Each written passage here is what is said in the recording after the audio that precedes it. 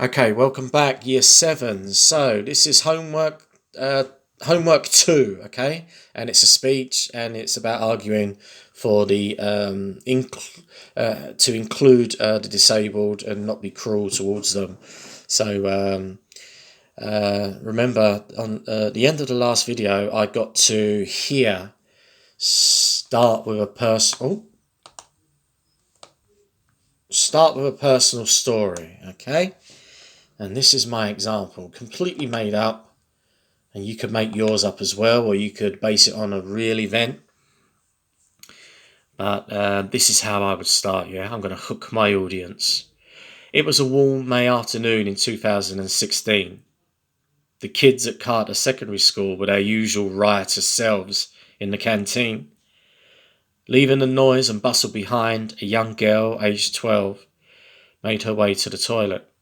She needed to wash the splattered milk and food from her uniform. Milk and food that they had thrown all over her when the teacher's back was turned. Such cruelty wasn't anything new. Cleaning up after the bullies had targeted her was a process she had undergone several times before.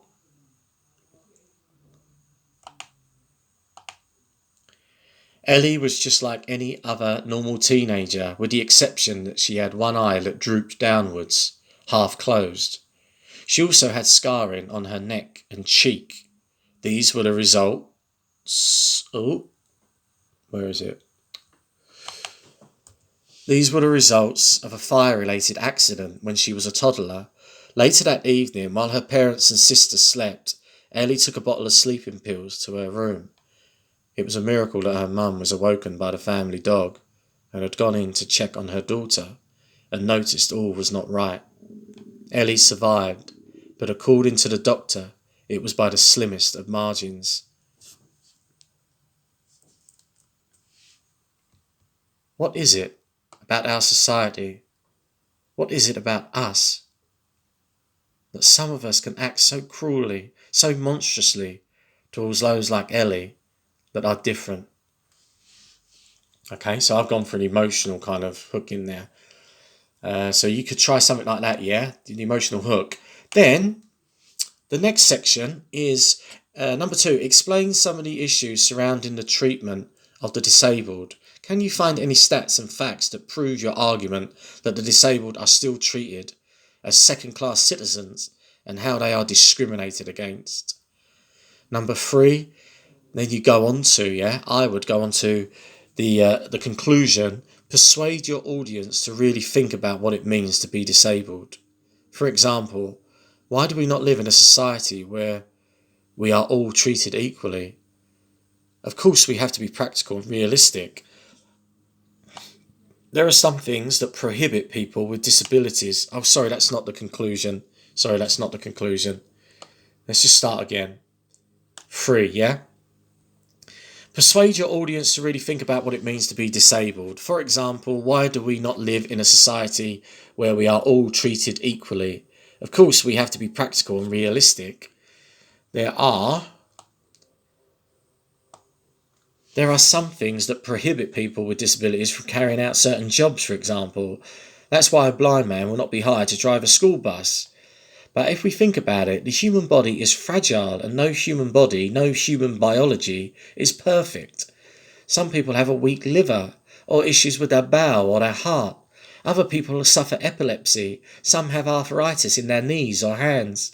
Some are hard of hearing and some need glasses or contact lenses to help them see better.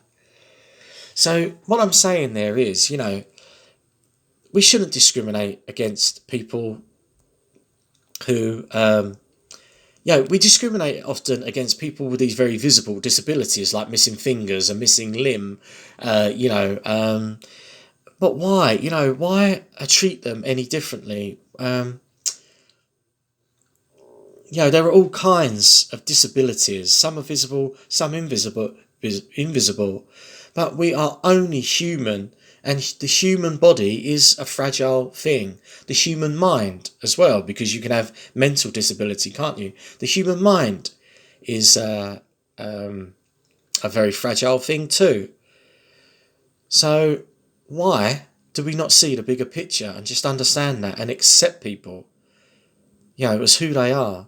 Because really what counts is, you could, that's another thing actually, you could say, what really counts about a person? Their tenderness, their compassion, their empathy, their kindness, their smart, their wittiness, the warmth of their company. Not about how much money they have in the bank, how white their teeth are, how beautiful they are, how many likes they get on Facebook, and how many or on Instagram or whatever. So anyway, you need to think about that, yeah? 4 is the conclusion. So finish by saying how you and the audience can help the disabled feel more included and less special. How can we change our attitudes to make them feel better, to make them feel that they are a valued part of society, and we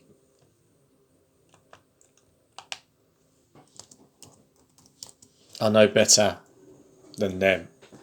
Okay, so there are the instructions. Hopefully you know what to do. Do post on the stream, on the feed, on Google Classroom if you're struggling, and I'll try and get back to you as quick as I can.